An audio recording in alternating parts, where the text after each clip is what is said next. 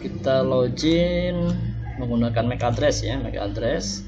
Kebetulan inboxnya sudah di reset gitu, jadi kembali ke bawaan awal itu ya. Nah, login dengan admin, kemudian password kosong, kemudian koneksikan. Nah, sekarang langkah selanjutnya adalah kita karena ini koneksinya menggunakan wireless, maka yang perlu kita aktifkan adalah wirelessnya terlebih dahulu. Nah, langkahnya adalah kita cek di bagian interface-nya, kemudian kita aktifkan wirelessnya ya. Ini artinya tanda silang, artinya tidak aktif gitu ya.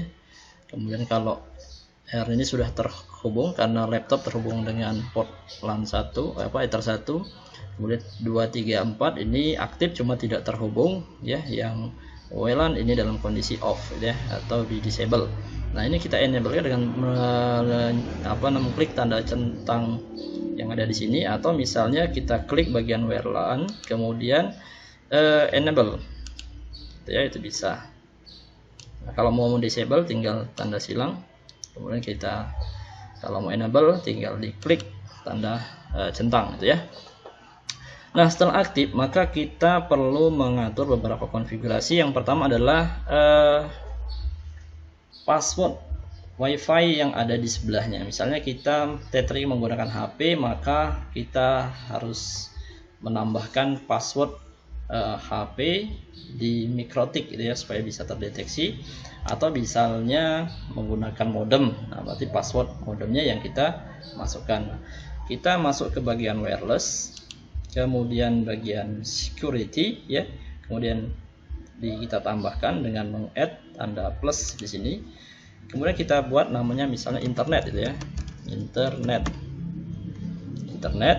Kemudian kita centang tanda WPA2 ya, centang semua. Kemudian kita masukkan passwordnya ya.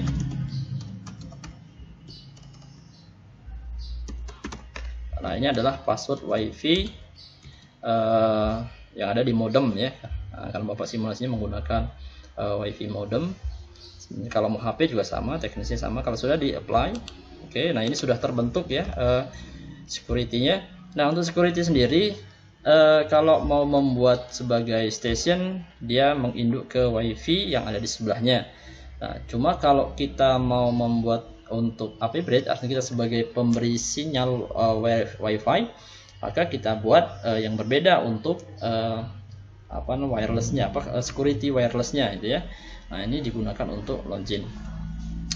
Oke, langkah selanjutnya adalah kita masuk ke bagian interface, kemudian masuk ke bagian WLAN.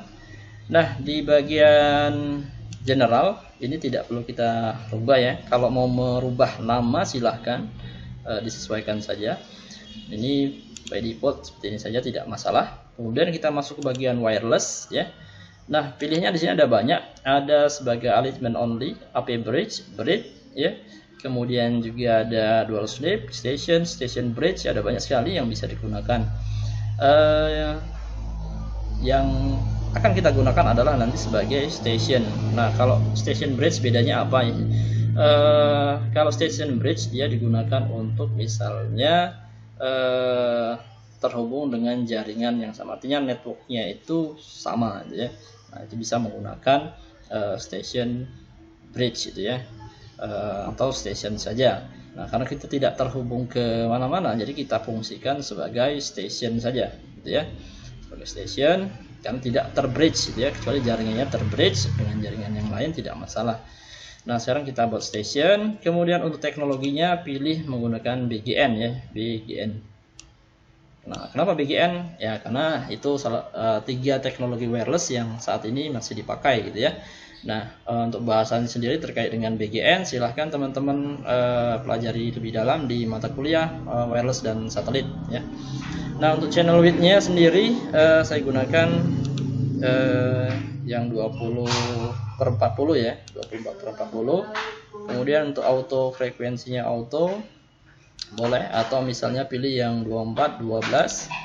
Kemudian untuk security profile-nya kita tambahkan ya, security profile internet. Kemudian untuk SSD kita cari, kita scanning Nah, untuk interface-nya karena kita menggunakan WLAN, maka kita cari yang WLAN, kemudian kita start sampai nanti muncul wireless yang ada di sekitar. Nah, wireless mana yang akan kita gunakan?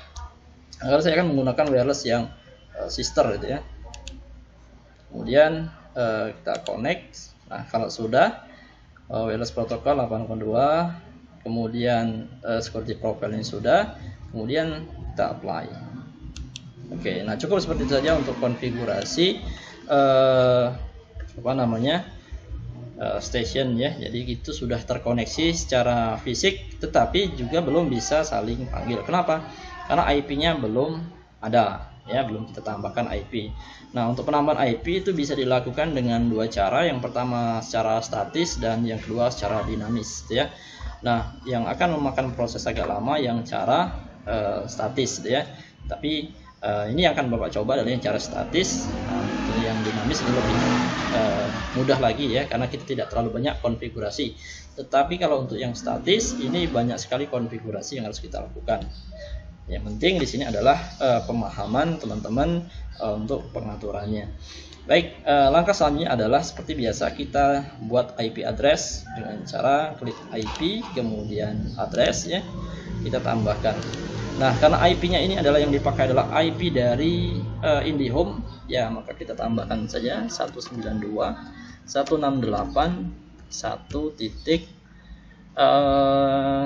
Kalau 1 sudah dipakai, 2 kemudian sudah, 3 kemudian sudah. Coba misalnya 6 ya.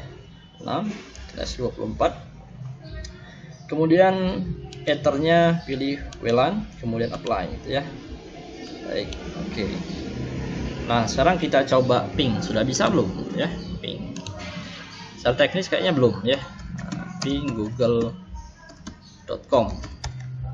Belum ya. Nah, artinya masih ada beberapa kesalahan yang terjadi. Yang belum kita config adalah IP ya, kemudian DNS-nya. Nah, ini yang belum kita config. Sekarang kita config DNS ya, domain name system. Nah, DNS ini penting ya, karena dia yang akan menghubungkan kita ke jaringan publik di internet. Nah, kita coba pakai yang DNS-nya Google ya, yang 88 yang paling mudah diingat. Kemudian 4 ya. Kemudian ini dicentang allow remote request ya, apply.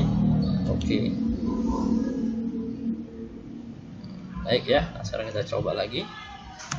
Oke, nah sekarang kita tambahkan rootnya ya, IP kemudian root itu ya, rootnya kita tambahkan, kemudian ini buat 00 ya, kemudian kita tambahkan gateway-nya 192.168.1.1. Nah, gateway-nya adalah gateway dari si modem wireless, modem apa namanya IndiHome gitu ya. Modem IndiHome gateway-nya adalah 192.168.1.1. Apply, oke. Nah, sudah reachable ya, reachable, kemudian oke. Nah, kita coba ping lagi.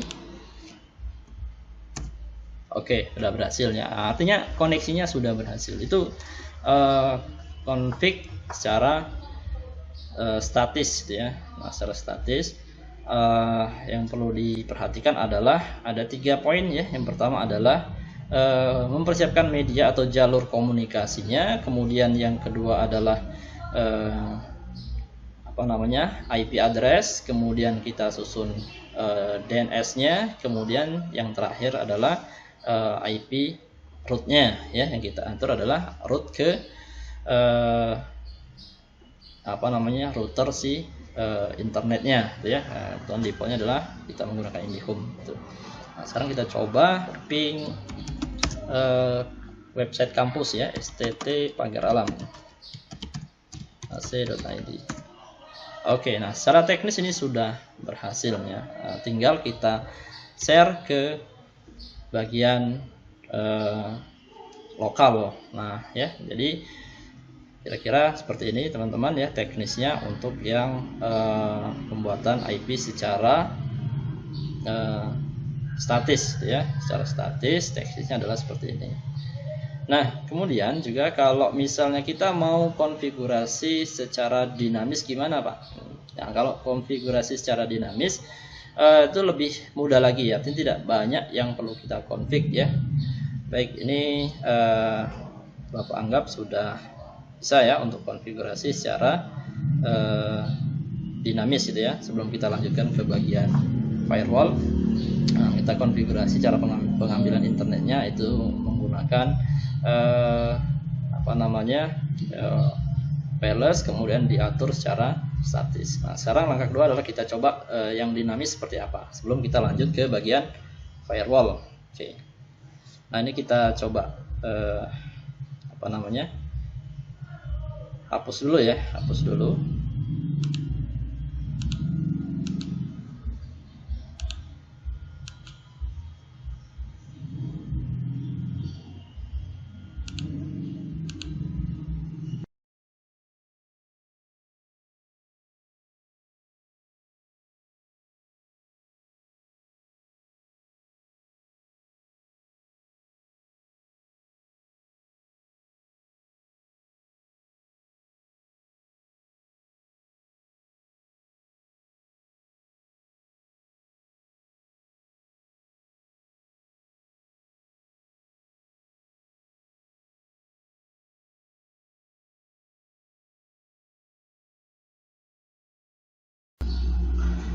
Baik, setelah kita hapus seluruh konfigurasi secara statis ya, tapi Bapak ingatkan kembali, yang status yang perlu diingat adalah, ulang kembali, yang pertama adalah setelah mengkoneksikan baik secara fisik ya, kemudian konfigurasi wireless menggunakan session bridge, kemudian kita buat IP addressnya, IP yang dari ISP ya terutama, itu karena yang akan jalur sebagai internet. Kemudian yang kedua adalah kita atur DNS-nya. Nah, kemudian kita atur IP route ya. Nah, prosesnya semuanya ada di bagian IP-nya, addressing, DNS, kemudian route ya. Nah, route-nya adalah bagian yang paling penting ya kalau untuk statis, kan dia nanti akan menginduk ke IP-nya defaultnya si router internet gitu ya. Dalam hal ini adalah si modem IndiHome. Nah, untuk konfigurasi secara dinamik itu lebih mudah lagi ya. Setelah kita config wirelessnya seperti tadi ya, sudah kita config. Untuk confignya tidak apa-apa hapus, teknisnya sama. Nah, tinggal kita tambahkan adalah bagian IP, kemudian DHCP client gitu ya.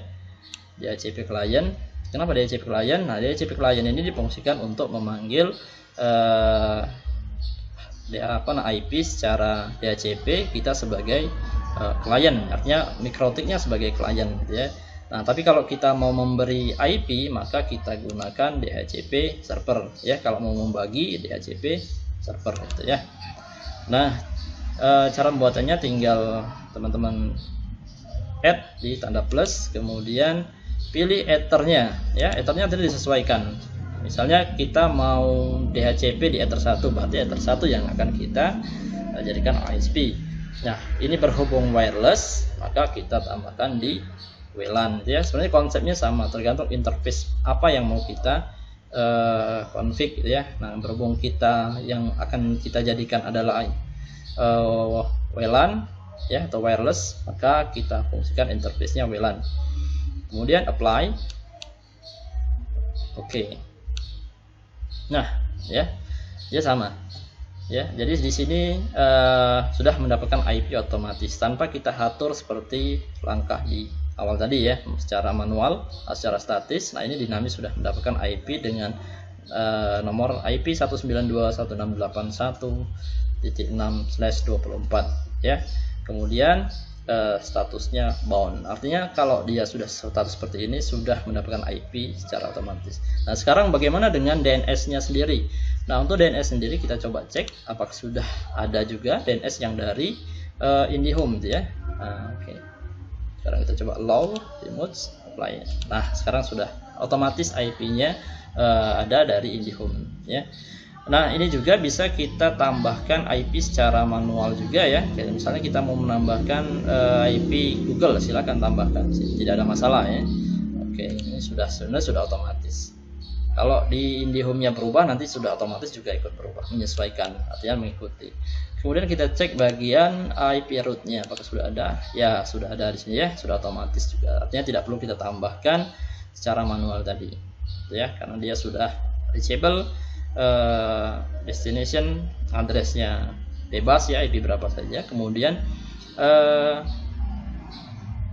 IP gateway-nya itu adalah dari modem 192.6811. Baik, nah artinya lebih simpel kan, lebih mudah konfigurasi secara dinamik. Tapi saran Bapak adalah menyesuaikan dengan kondisional. Artinya gini, kalau misalnya kita hanya ingin membagi share saja internetnya ya misalnya, nah kita bisa konfigurasi secara statis, secara dinamis gitu ya. Cuma kalau kita misalnya butuh yang spesifik, artinya IP-nya jangan diganggu-ganggu karena dinamis itu berubah-ubah ya. Kalau misalnya modemnya di restart, nanti berubah lagi IP-nya. Nah, misal kita pengen dapat IP-nya nomor 2 itu, berarti kita sudah set IP-nya 2 seperti itu. Kita bagusnya statis dan dia lebih lebih terarah ya untuk penulisan istilahnya untuk lebih ke sektor keamanan sebenarnya ya, kalau lebih bicara lebih teknis lagi. Baik, nah itu pembuatan IP secara dinamis gitu ya. Nah sekarang kita coba ping google ya .com, udah bisa ya. Oke, sekarang cek HTTP pakai LAN. Oke, sudah bisa ya. Nah, cuma yang jadi masalah baik yang konfigurasi secara statis ataupun dinamis ini belum bisa dinikmati oleh klien gitu ya. Nah, misalnya yang Bapak kan ada laptop ini belum terhubung ya, artinya belum bisa dinikmati. Artinya kalau Bapak coba untuk command prompt ini belum bisa digunakan ya, atau belum bisa walaupun sudah terhubung secara fisik di router MikroTik, artinya belum terhubung ya. Nah, artinya belum terhubung karena belum ada IP address yang kita buat. Oke ya. Nah, kira-kira seperti itu pembuatan IP address baik secara statis atau dinamis untuk internet. Nah, ini berlaku juga untuk misalnya kita mau menggunakan media kabel, teknisnya sama seperti itu ya. Mau kabel ataupun mau wireless, teknisnya seperti itu. Cuma kalau yang kabel tidak perlu setting wireless, itu saja langsung setting IP address atau IP DHCP client tadi seperti itu. Baik, kita lanjutkan bagaimana supaya bisa terkoneksi dengan klien.